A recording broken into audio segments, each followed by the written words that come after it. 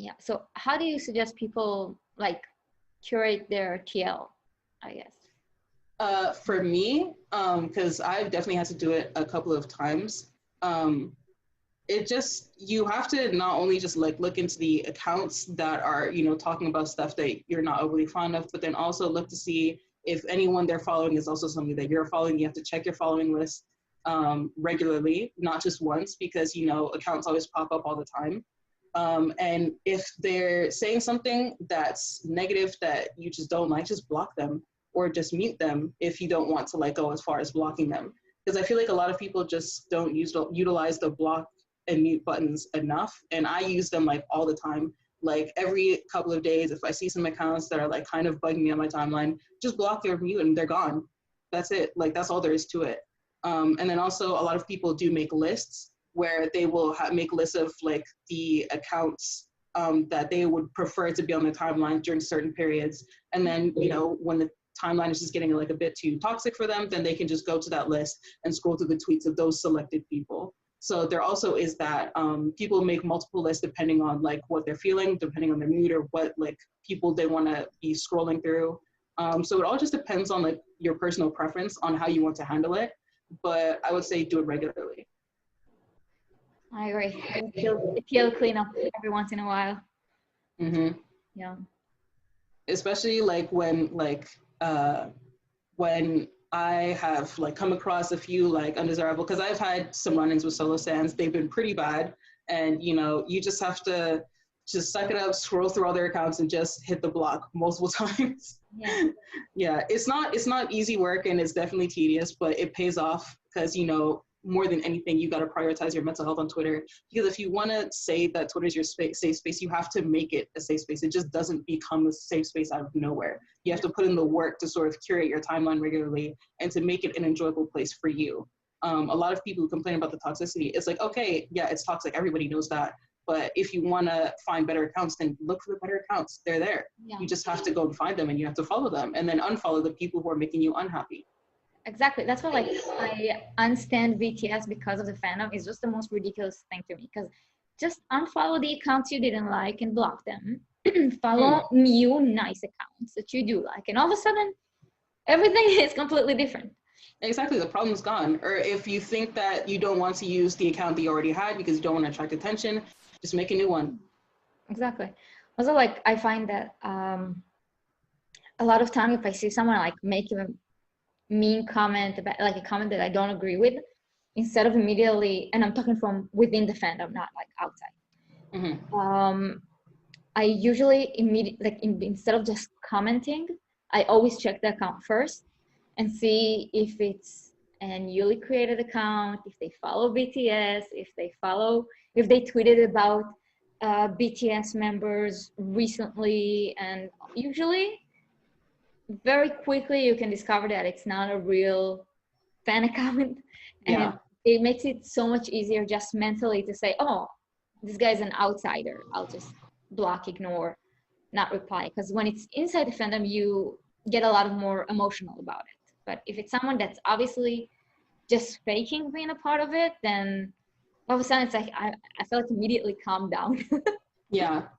Because for me, like a lot of times, like before I even decide to respond to stuff like that, I always have to check through the account first. And then more often than not, within like the first like 30 seconds or minute of me scrolling through account, that usually is enough time for me to decide whether or not it's even worth it to like reply.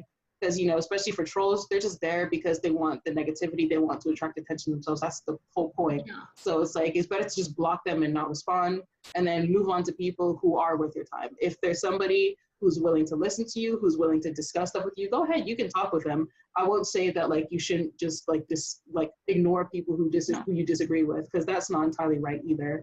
No. But just look for people who are willing to talk with you, and always just like be respectful as well, because, you know, a lot of times you do attract the same energy that you put out. So if you find that a lot of people are like negative towards you regardless of what you tweet, that's also an incentive for you to sort of like reevaluate yourself and then also figure out a better way for you to word your opinions in a way that doesn't attract so much negativity.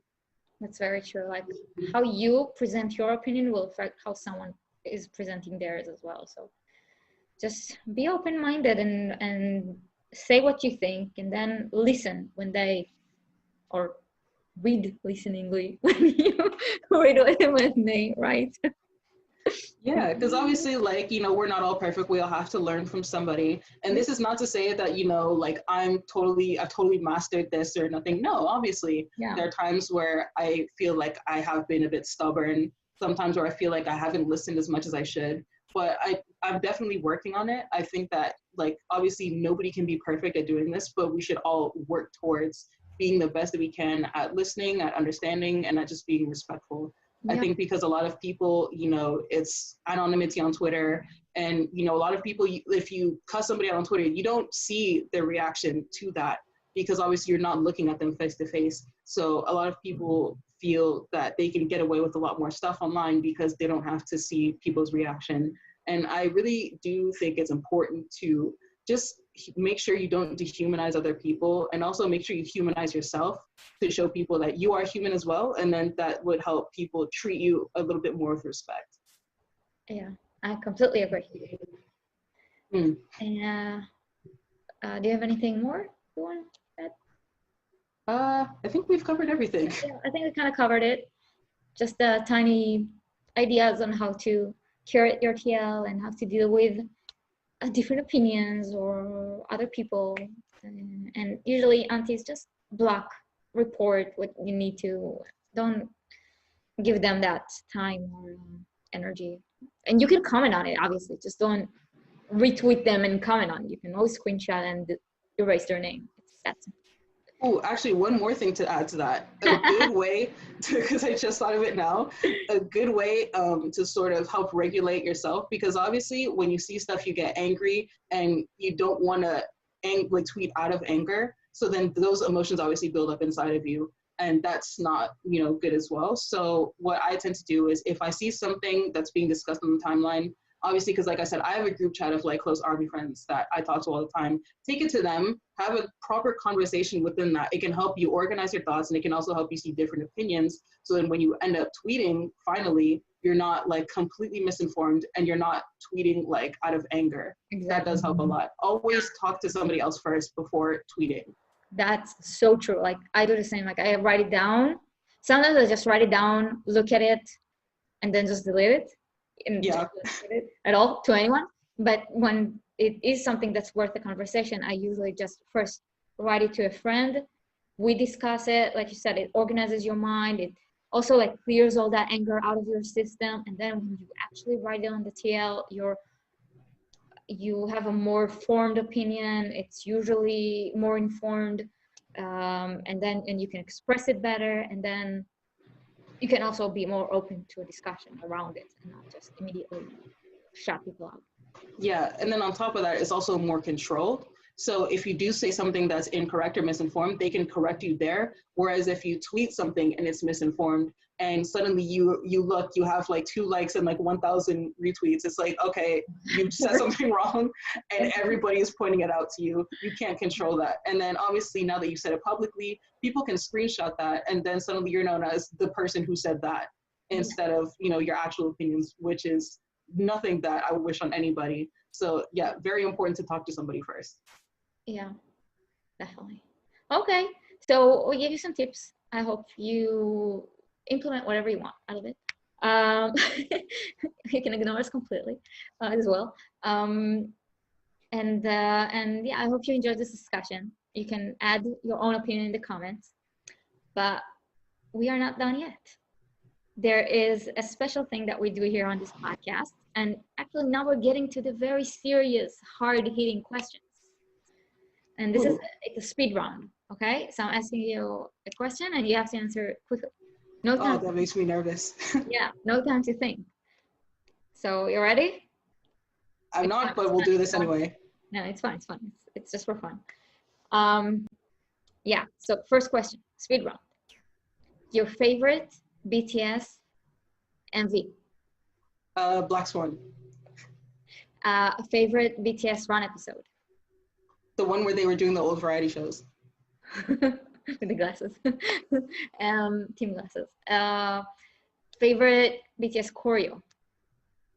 Maybe Idol. Idol. Favorite BTS stage? MMA 2019. Favorite BTS speech? The UN one. The UN one. Favorite BTS SoundCloud song? Still with you.